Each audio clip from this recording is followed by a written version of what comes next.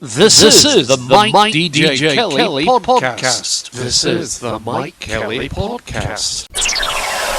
Mike Kelly.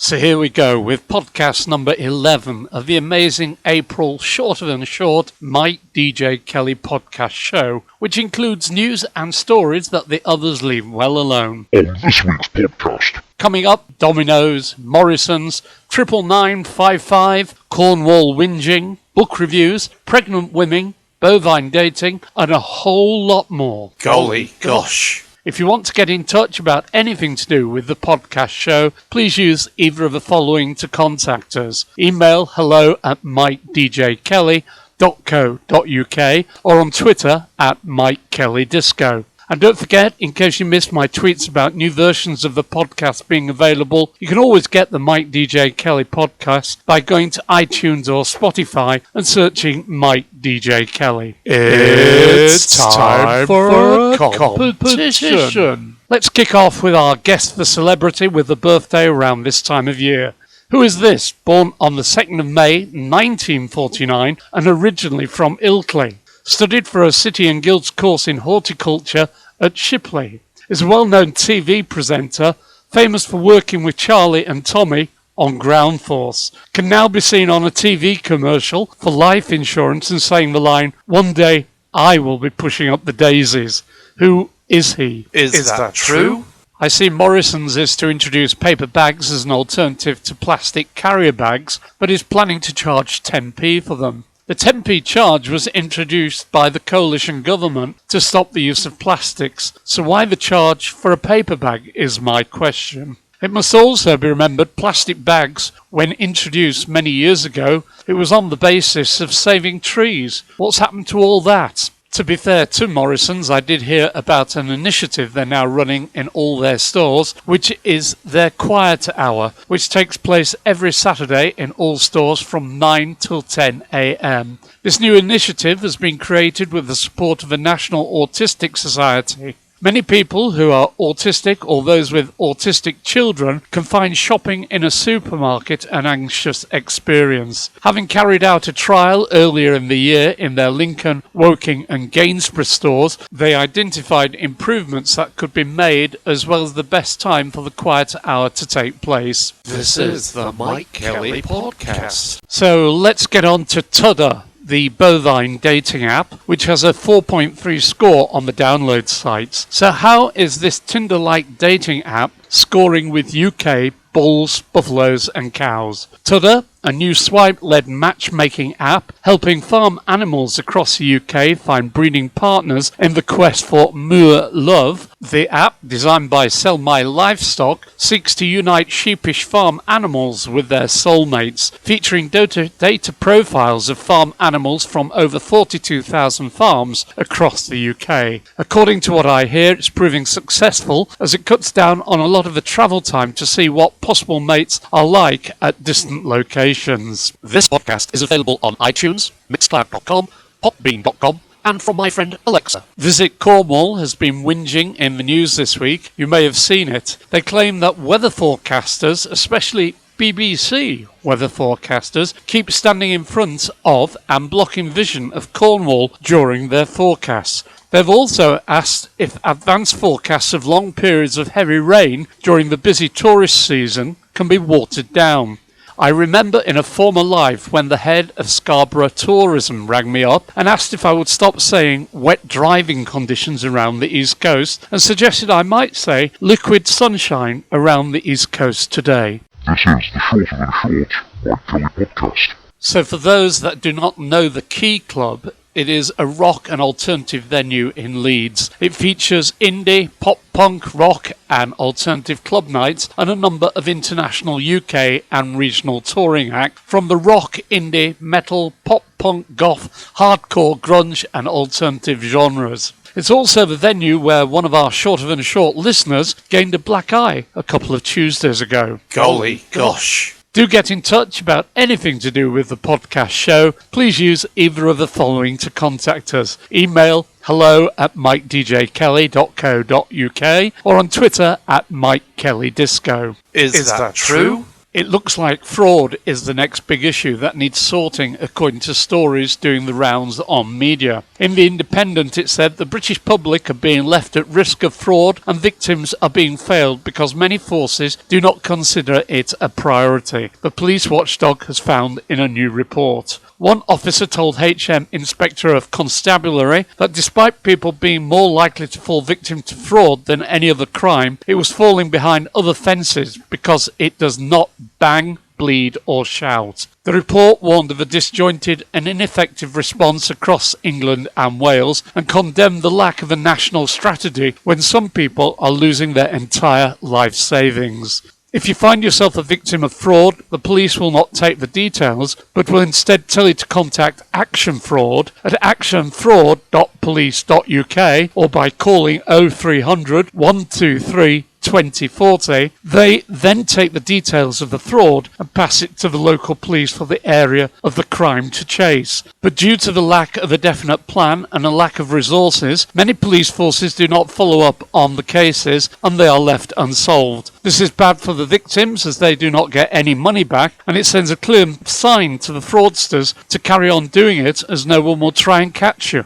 Quick question. Are rich people's opinions more important than those of poor people? I suppose it's a bit like, are the comments of someone with lots of followers on Facebook or Twitter more important than someone with a few followers? This is the Shorter Than Short Mike Kelly Podcast. I mentioned before that I bought Martin Kelner's Wisden sports book, Sit Down and Cheer, A History of Sport on TV, on eBay, only to discover this second-hand hardback version has an official St. Helens library stamp in it. Anyway, I have finished reading it, and for a person not interested in sport, me, it was a really good read. I'm sure anyone who likes sport will get even more from it. It was very well researched, lots of history from the last 50 years, and covers, amongst other things, nobody knowing what they are doing, one-handed snacks, betting and betting shops, and satellite dishes. A few years ago I read Martin's other book, When Will I Be Famous?, an equally good book which goes around the clubs, pubs, functions and shows of our land, exploring those crazy folk out there entertaining us. Just had a quick look on eBay to see if there are any more books by this author, only to find occasional mentions of one called A Football Junkie, which might be a bit much for a non-sports fan, and a DVD called Yorkshire Crafts and Traditions Volume 1, 2005. Martin Kelner,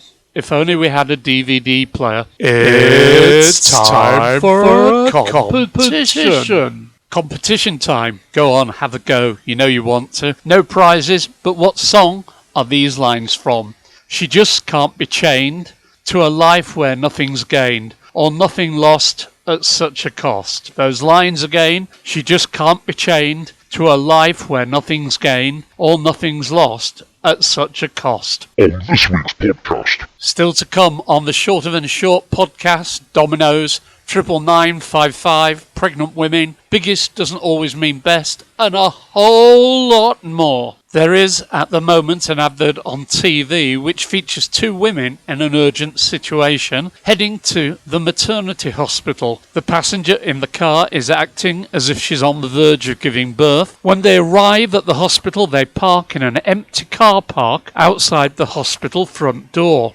Now come on, Vauxhall, there must be some Ofcom or ASA rules that adverts must reflect real life. When does anybody go to a hospital and find an empty car park? This is the Shorter Than Short Mike Kelly Podcast. It's amazing what you don't know. A campaign has been launched to raise awareness of how to call 999 when you're too frightened to speak out loud. The Independent Office for Police Conduct Watchdog warns it is not true that a silent 99 call will alone automatically bring help. Around 5,000 of the 20,000 silent 99 calls made daily are put through to an automated system. Callers are then led through a series of prompts and asked to press 55 to confirm there is a genuine emergency. The system has been in operation since 2002, but police say many callers don't understand it or use it correctly. The police say it's always best to actually speak to a police call handler if you can,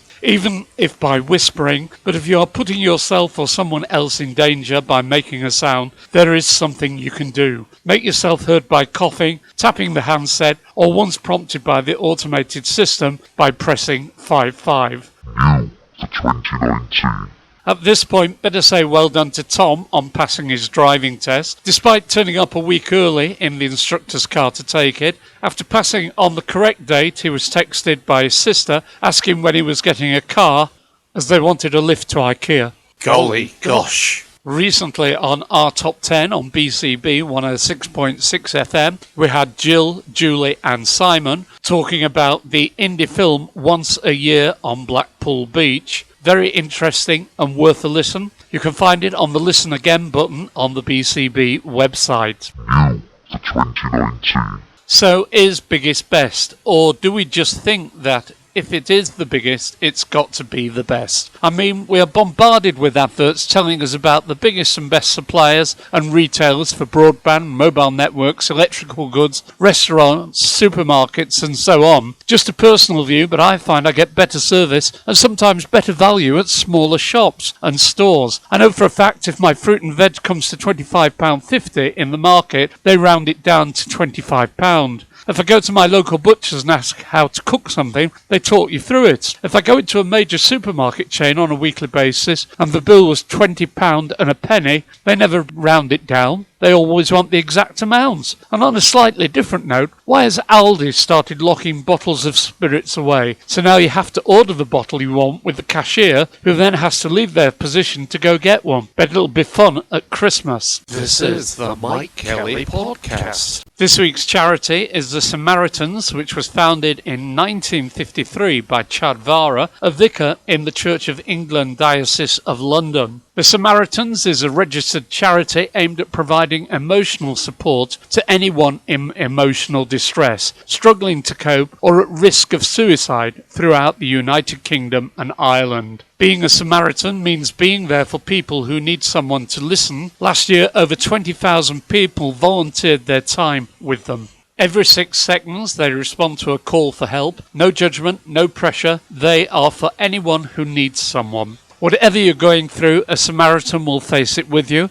They are there 24 hours a day, 365 days a year. Contact them by calling 116 123 for 3, or see more info and contact details at their website at samaritans.org. This is the Short of the Short Mike Kelly Podcast. Popped into a pub that I don't normally go into the other day, and they had a little free-to-use library. So while drinking, skimmed a book about Arthur Lowe. Yes, that's Captain George Mannering to you. I never realised that he was also Leonard Swindley in Coronation Street. Leonard Swindley, known simply as Mr. Swindley to most people, was a lay preacher for the Glad Tidings Mission Hall, a local missionary church on Coronation Street, and chairman of the committee. Swindley came from a family of drapers and had inherited his shop, Swindley's Emporium, from his father. The clothes store situated on Victoria Street, now the home to Roy's Rolls, and originally employing Emily Nugent. This podcast is available on iTunes, Mixcloud.com,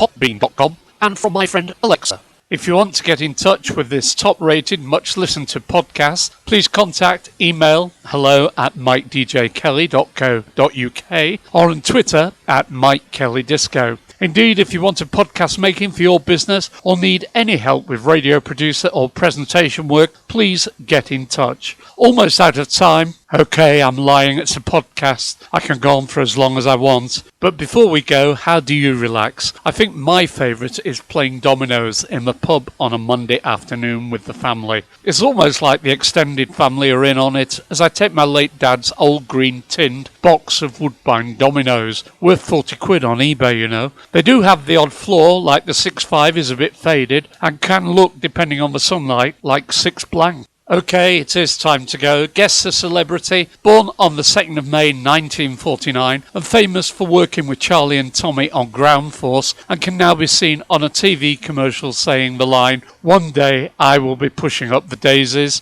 Yep, It's Alan Fred Titchmarsh. So what was the song that contained these lines? She just can't be chained to a life where nothing's gained or nothing's lost at such a cost. It was the Rolling Stones' Ruby Tuesday. That's all we have time for in this edition of the crazy, shorter than short podcast show. From me, Mike Kelly, take care, and remember, you can always find the podcast by searching or shouting Mike DJ Kelly Podcast. This is the Mike Kelly Podcast. Mike Kelly.